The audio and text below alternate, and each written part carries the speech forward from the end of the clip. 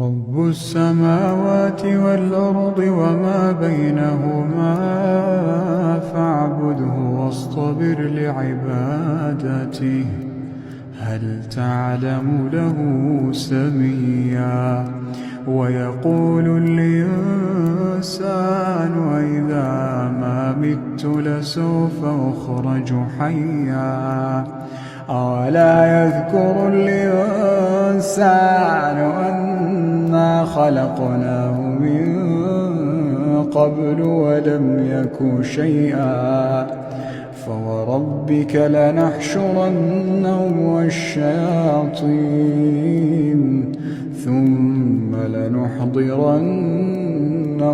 حول جهنم جثيا ثم لننزعن من كل شيعة أيهم أشد على الرحمن عتيا ثم لنحن أعلم بالذين هم أولى بها صليا وإن منكم إلا واردها كان على ربك حتما مقضيا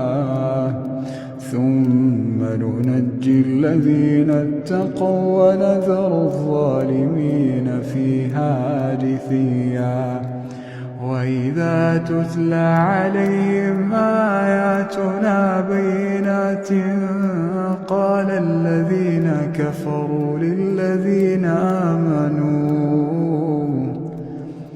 قال الذين كفروا للذين آمنوا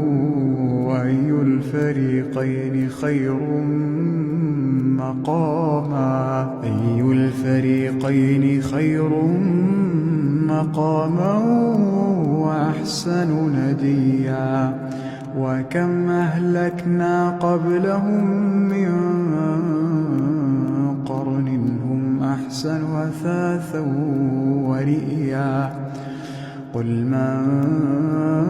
كان في الضلالة فليمدد له الرحمن مدا حتى إذا رأوا ما يوعدون إما العذاب وإما الساعة فسيعلمون من هو شر مكانا وأضعف جندا ويزيد الله الذين اهتدوا هدى والباقيات الصالحات خير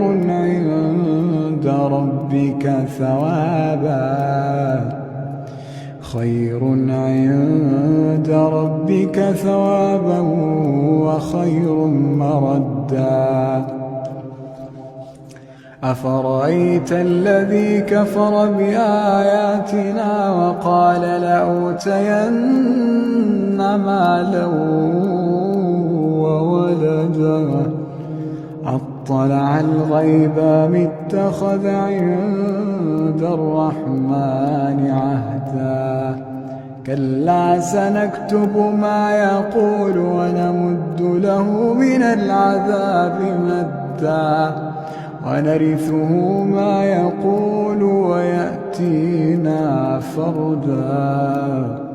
واتخذوا من دون الله آلهة ليكونوا لهم عزا كلا سيكفرون بعبادتهم ويكونون عليهم ضدا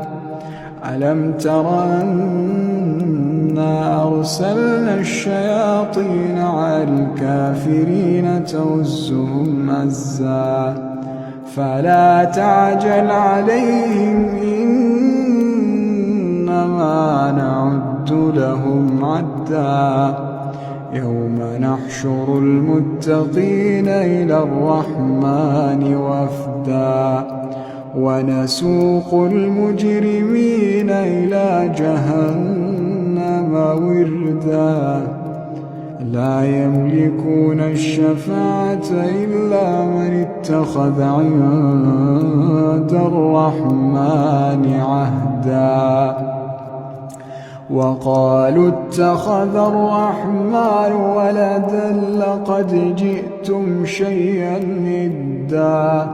تكاد السماوات يتفطرن منه وتنشق الأرض وتخر الجبال هدا أن دعوا للرحمن ولدا وما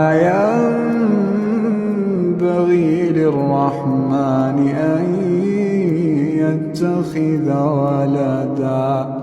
إن كل من في السماوات والأرض إلا آتي الرحمن عبدا لقد أحصاهم وعدهم عدا وكلهم آتيه يوم القيامة فردا إن الذين آمنوا وعملوا الصالحات سيجعل لهم الرحمن ودا فإنما يسرناه بلسانك لتبشر به المتقين وتنذر به قوما لدا وكم أهلكنا قبلهم من قرن هل تحس منهم من أحد أو تسمع لهم ركزا